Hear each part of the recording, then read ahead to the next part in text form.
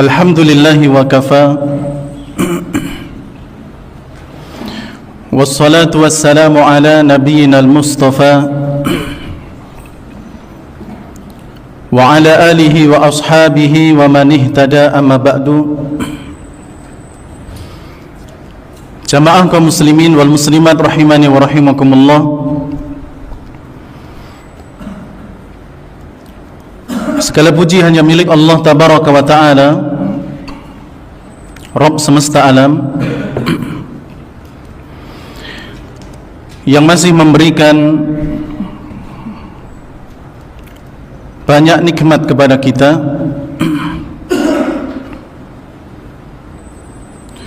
Salah satunya adalah nikmat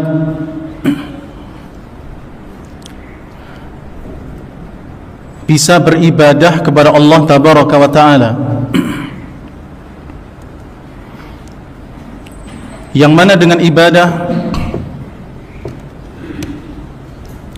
seseorang akan mendapatkan bekal yang cukup,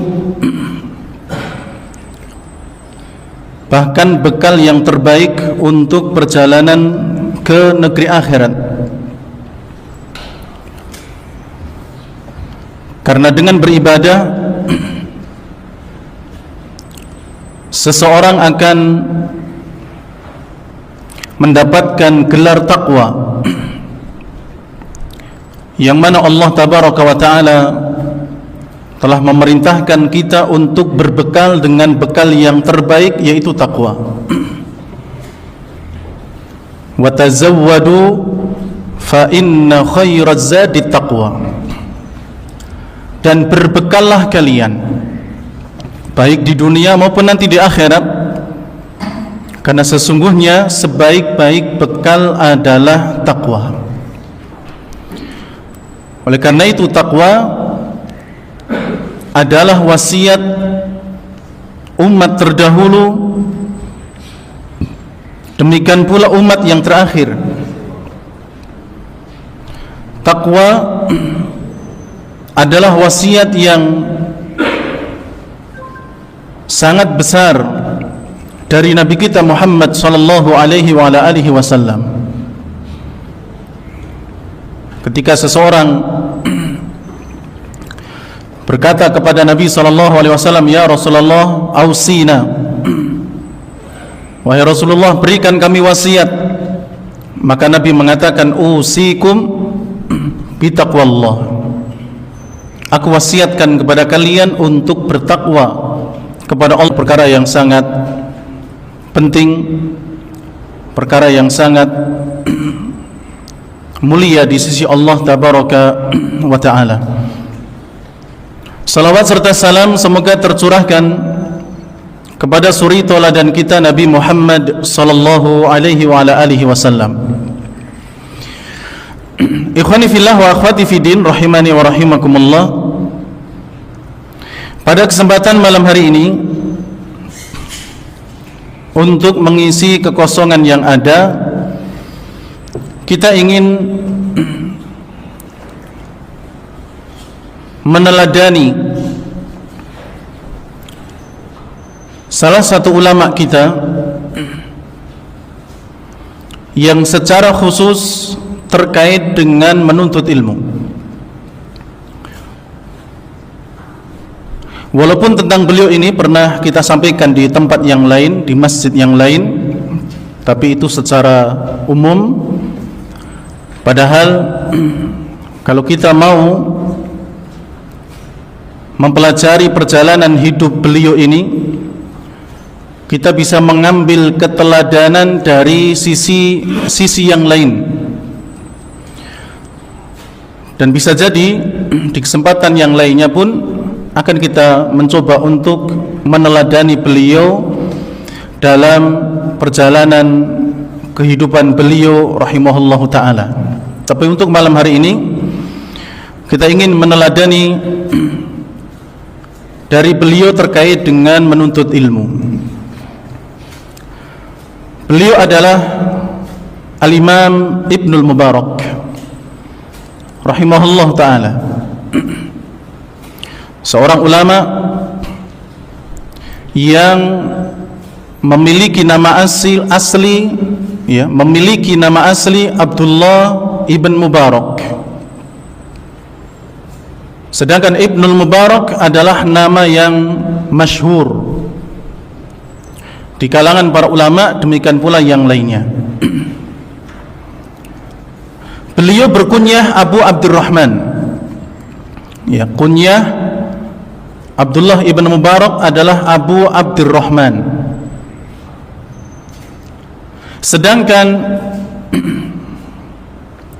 silsilah beliau adalah Abdullah bin Al-Mubarak bin Wadih. Abdullah bin Al-Mubarak bin Wadih Al-Hamdali rahimahullahu ta'ala.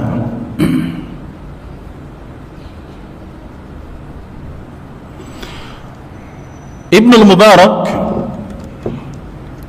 atau nama aslinya adalah Abdullah ibn Mubarak, berarti pemilik nama terbaik, pemilik salah satu nama yang dicintai oleh Allah tabaraka wa ta'ala, yaitu Abdullah. Sebagaimana Nabi SAW pernah mengatakan, ahabbul asma'i ilallahi Abdullahi wa Abdurrahman, atau kama qala, sesungguhnya nama yang paling dicintai oleh Allah tabaraka wa ta'ala adalah Abdullah dan Abdurrahman. Ya, Abdullah bin Mubarak lahir pada tahun 118 Hijriah. Ya, 118 Hijriah.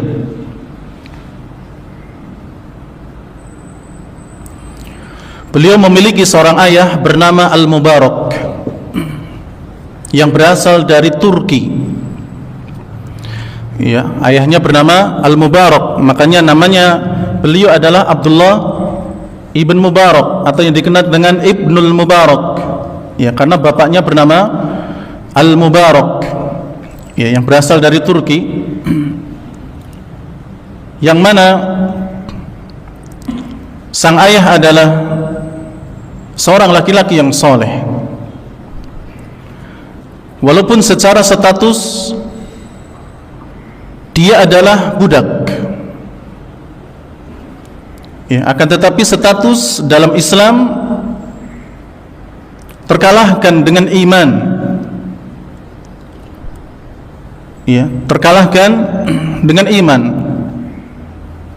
Apa itu status kalau kemudian imannya memang benar-benar kuat di hadapan Allah tabaraka wa ta'ala?